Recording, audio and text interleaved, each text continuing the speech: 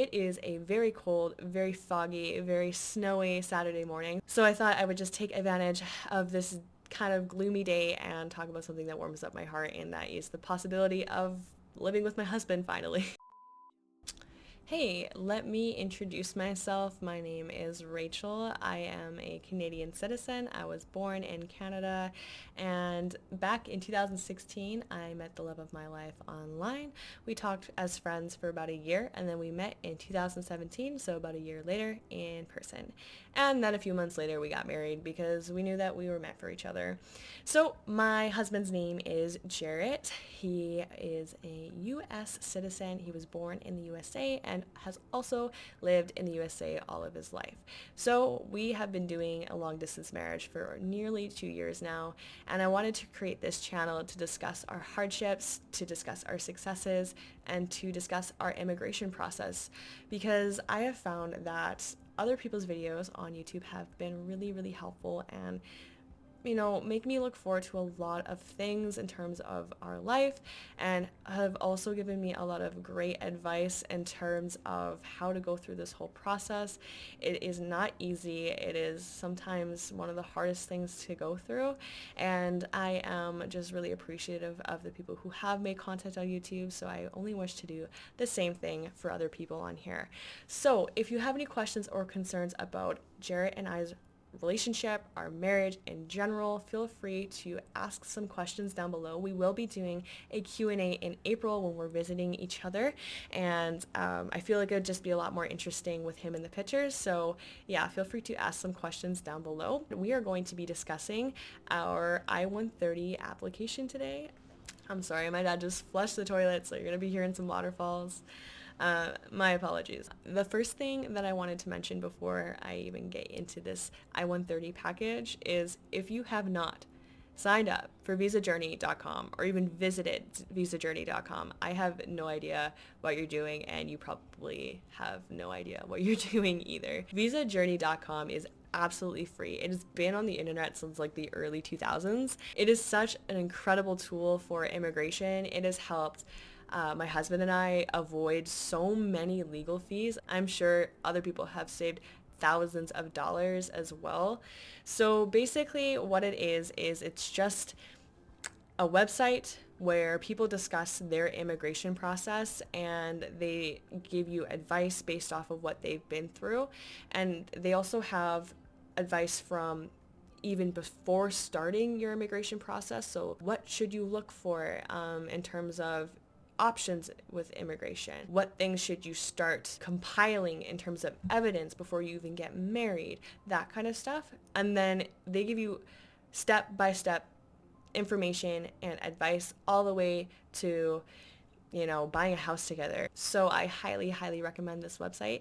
The link is down in the description below. So pause this video, go make an account before I even continue this video, because trust me, it's going to change your life. I'm just looking at my screen here because I have a bunch of notes, so don't mind me.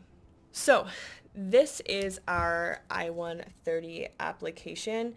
As you may have noticed, it is in a binder in sheet protectors. So this is for our files only. So when you make an I-130 petition, I highly, highly recommend that you keep an exact copy for yourself, because when you send out your I-130 application to the USCIS, the likelihood of you getting it returned is about 0%. They usually keep it unless there's something wrong. So I highly recommend keeping a copy for yourself. Not only can it, help you throughout the immigration process to have a copy for yourself, but it's also a nice keepsake to look back on. So I highly recommend having a copy for yourself. Our petition is in a binder with sheet protectors. So visajourney.com actually recommends that you don't do this, and I have to agree with them.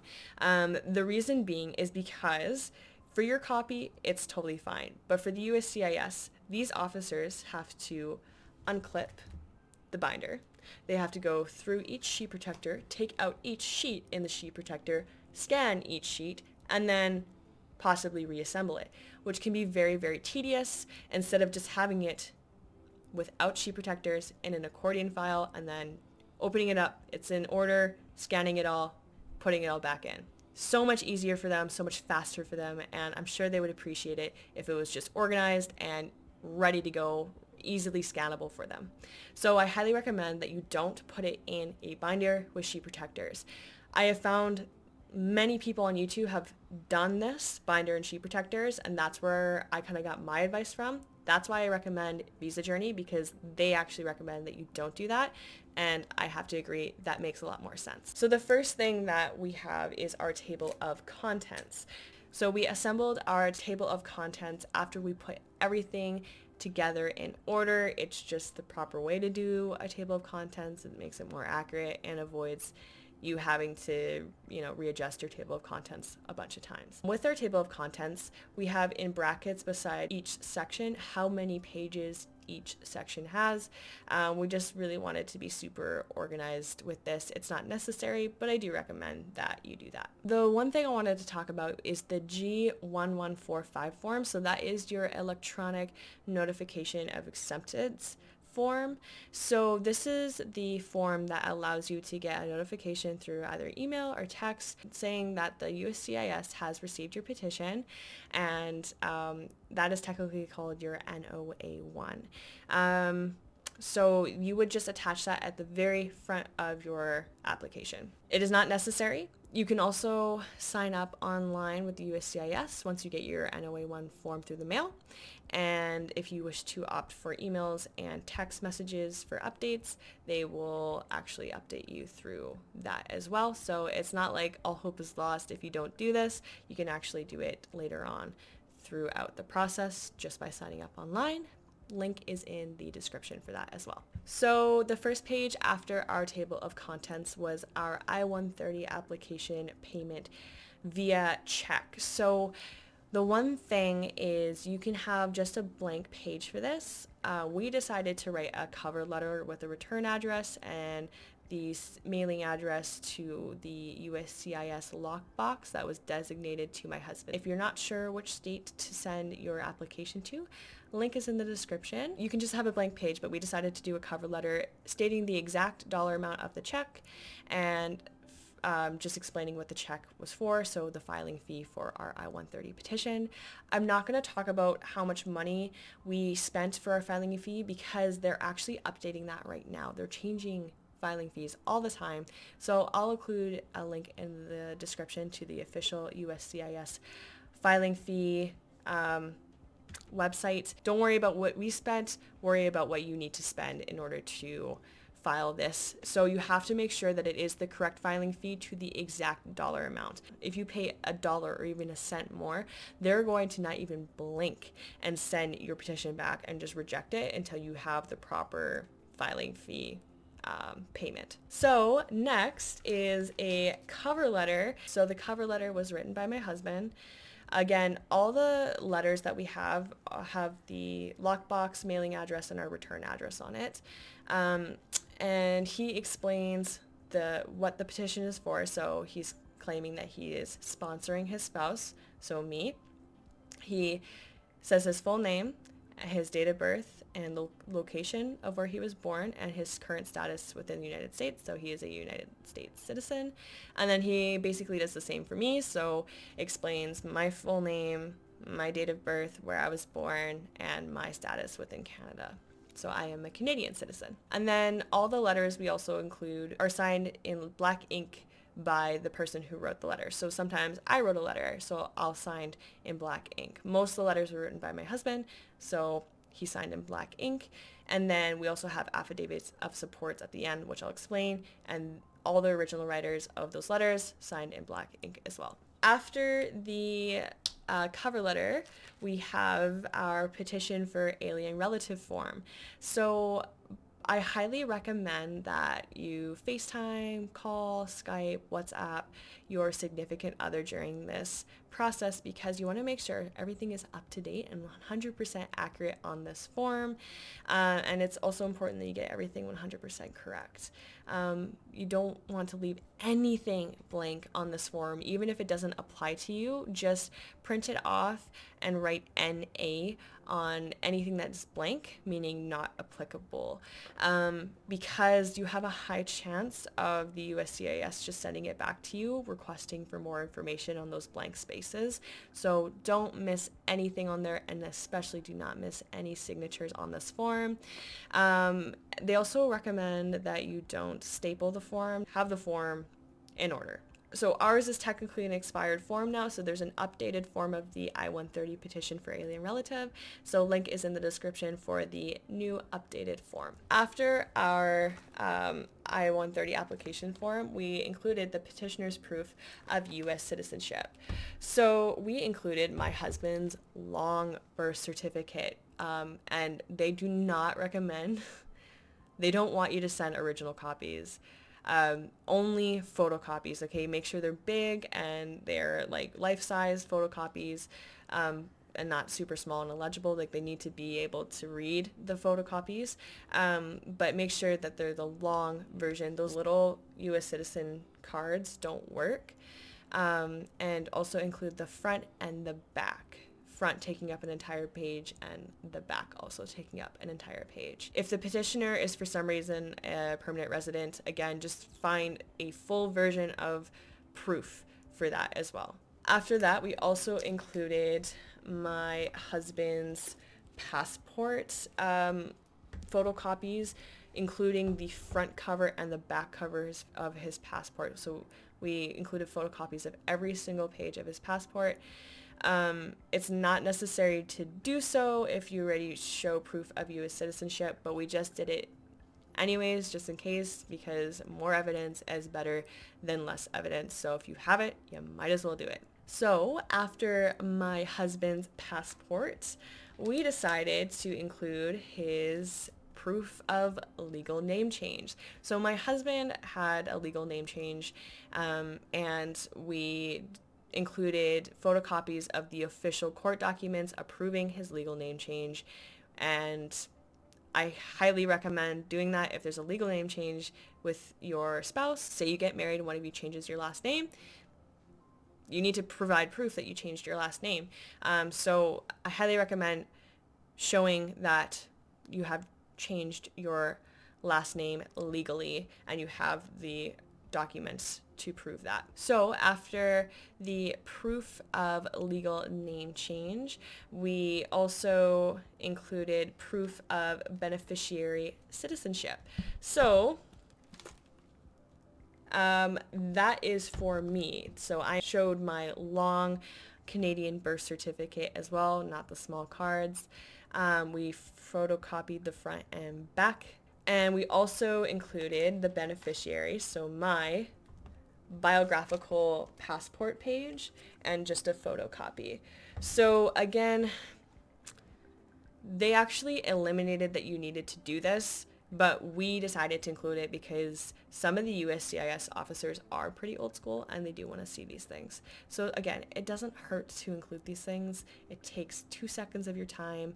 Just include it. For some reason, if it's such a hassle, it's not required, but if you can include it, you might as well. I also included my biographical passport page because I did change my last name legally once my husband and I got married.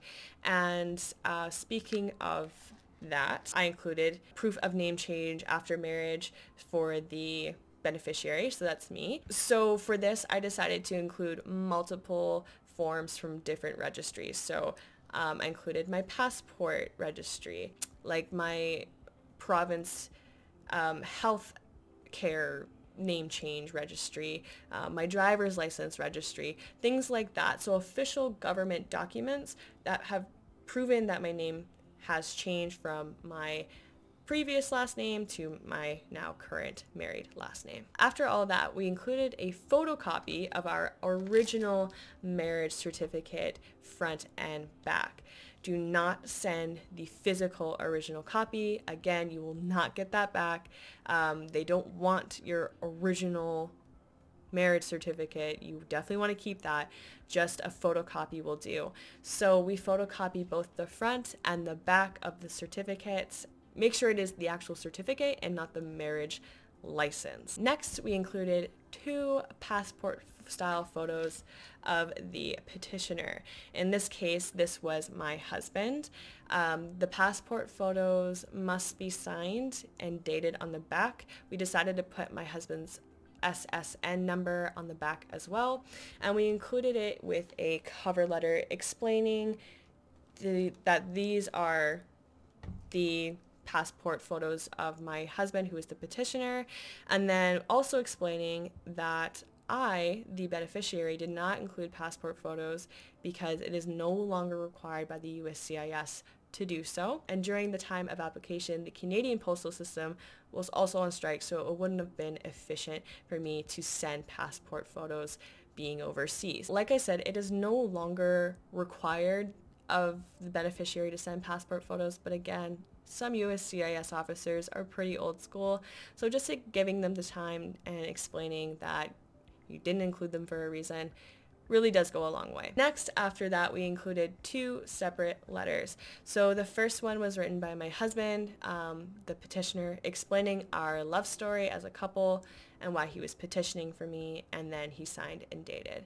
The next letter was written by me, the beneficiary, explaining my perspective on our love story, and then signing and dating. The main thing you want to do here is make sure that your love stories match up, dates match up, because you don't want to send anything that is a red flag. So really make sure you go through these together. Whatever you do, make sure there's no negative comments.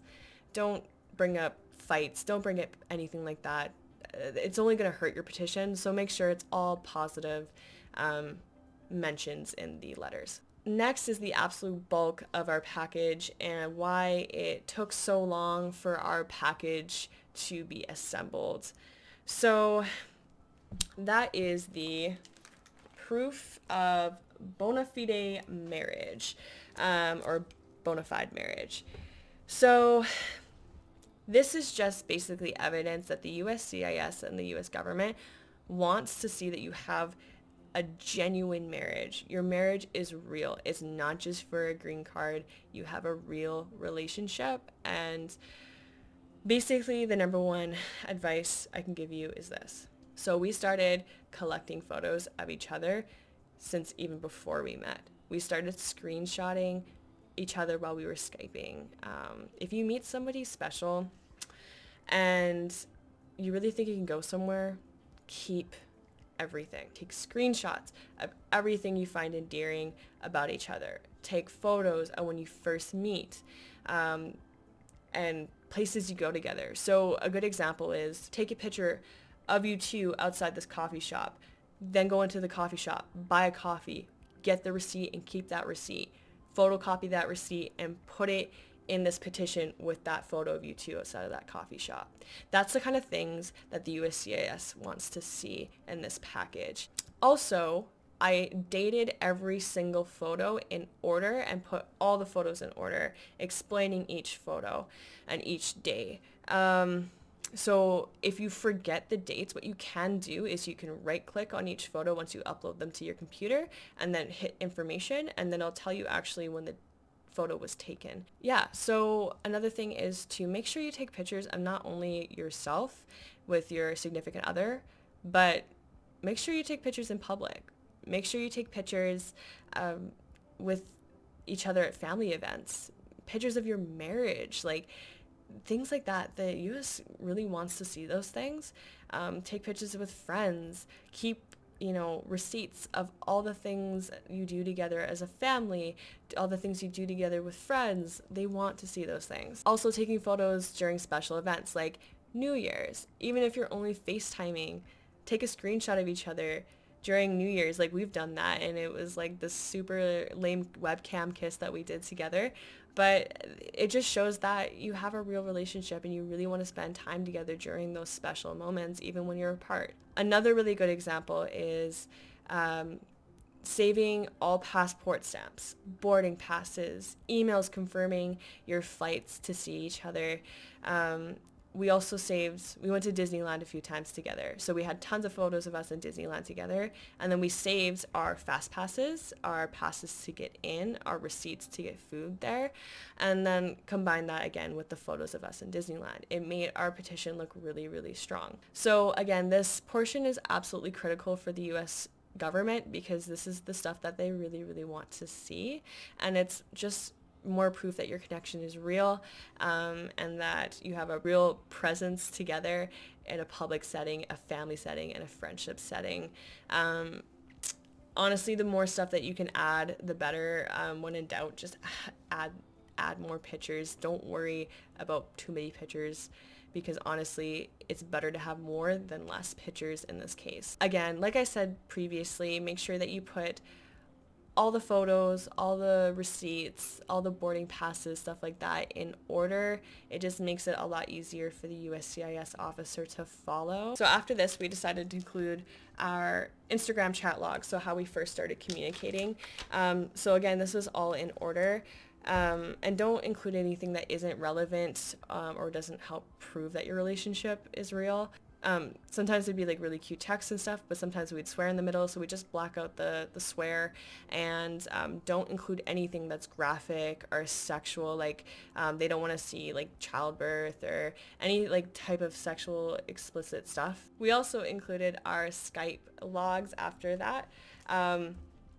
So just showing our constant communication back in 2016 when we first started Skyping. And then we moved on to Facetime and texting, text logs and stuff like that as well. So it was Instagram chat logs, Skype chat logs, text logs, and then FaceTime calling logs as well. And these were all in order. Again, all organized by what type of communication we're doing, and then organized by date. After that, I also included some Facebook posts. Now, my husband isn't really active on Facebook at all, to be honest. He never uses Facebook. But I included Facebook posts of like my husband and I, and then I also included comments from his family members on my posts that were like super positive and just things that would help strengthen the fact that even his family and I have a genuine, real connection, and we communicate online and things like that. They want to see things like that as well. And then after that, I included FaceTime and then Skype screenshots. So this was hard to put in order because these screenshots were from a long time ago, and it's really hard to prove the date. So we just kind of added cute, silly, goofy pictures. I didn't worry too much about putting this in order, but just explaining that we have a genuine connection even when we're apart. Okay, so the next section is also very important, and we included photocopies of love letters / poems that we sent each other. And again, when I say keep everything, I mean keep everything. My husband is my savior and kept these. I completely forgot that I actually sent these to him. I'm not gonna lie. This is when we first started dating. So we included photocopies of love letters that I sent him. And I highly recommend, if you're going to do this, sign and date these letters, because that only proves that these letters are real, and it just adds to the genuine evidence that you can add to your petition. The next section is absolutely vital to your application, and this is the stuff I've often seen people on visajourney.com get an RFE, so a request for information or a request for evidence from the USCIS. This is the toughest part to also prove, because when you're in a long distance relationship, sometimes you forget to do these things, and one of those things is combining financial resources, so getting a joint bank account together, for example. So next time you're with your spouse, really make sure that you take the time to open up a bank account together. What we needed was our marriage certificate and passport, so make sure you have at least those things. So yeah, like I said, my husband and I opened a joint bank account in both the US and Canada, and then we just added screenshots with our name in there, and then like just withdrawal and deposit history in the account. We also included like a checkbook with our names on it. It's just enough evidence to prove that we've created a joint bank account together. We're in it for more than just a relationship. Like we're in it for financial, we're in it for life basically. So this is the stuff that they really want to see. Showing proof of financial resources just shows the government that you're serious about your marriage. And then we also included proof of joint health benefits. So this is another great one to add because it just shows like you're adding your spouse into your health benefits. So for example, in Canada, I've added my husband Jarrett in my work's health benefits. So I added just like the cards, and it just shows our names on them and when they're effective. So they're active now. And that just shows the USCIS that you're legally committing to each in other ways than just financial and just by marriage. Next, we included affidavit of support letters. So, affidavit of support. Okay, I have to be honest with you on this one. This is the weakest form of evidence you can provide in the entire package. Anyone can type a letter and then get someone to sign it. And the USCIS used to require these letters to be notarized, however, is no longer required. And honestly, it's not worth doing so if you have a strong petition already. We included letters from friends and family members, and they were all signed with black ink and dated by those who wrote the letters, and photocopied them and then included them in our petition. Again, all originals should be kept with you. The only thing that should have an original signature is your I-130 form. And if you sign your I-130A form, which I will get into in a second, they should be the original forms that you fill out with the original black ink signatures. So those are the only things that you can't photocopy and send. They need to be the originals. So speaking of which, next is the form I-130A. So this is just supplemental information about the beneficiary. So me, whoever's being sponsored to enter the United States. So since I'm the one immigrating, I'm the beneficiary, so I had to fill this one out. On the form itself, it actually states that if you reside overseas, it is not required for you to sign this form. However, you still need to fill it out. So a physical ink signature was not required from me because I do live in Canada, therefore I live overseas. But again, do not leave anything blank on this form and make sure everything is 100% up to date and correct. And also match it with the form I-130 because sometimes if things are not matching, they can send an RFE. The second last page just kind of shows you how much of an anal person I am. But if you already didn't get that vibe already, but it's just another letter quickly explaining once again why there was no beneficiary passport photo. So like why I didn't include passport photos and why the I-130A, so that supplemental form, was not signed by me, and showing screenshots from official USCIS websites / statements stating that it's not necessary for the beneficiary to do either. And I just wanted to do that again because visajourney.com has said that the USCIS, some of the officers are pretty old school. So taking the time to just explain like, hey, this is why, and doing so in a respectful manner can really go a long way and prevent things like RFEs. So the last page we included was a letter to the USCIS officers just saying thank you. One of the things that you guys have to understand is that the USCIS is usually understaffed, underpaid, and overworked. It goes a long way to just tell them, hey, I recognize that this is an absolute privilege and we cannot do this without the work of these officers, and just saying thank you for taking the time to be so diligent and taking the time to go through our application and giving us either an approval or a constructive criticism as to what we need to do to live together. So it can go a really long way, and just saying thank you can really just help the whole process. And you know what? Even if it doesn't hurt to be kind. So yeah, that is our I-130 application. I hope this helps clarify a lot of things. If you have any questions or concerns, you may ask any questions down below.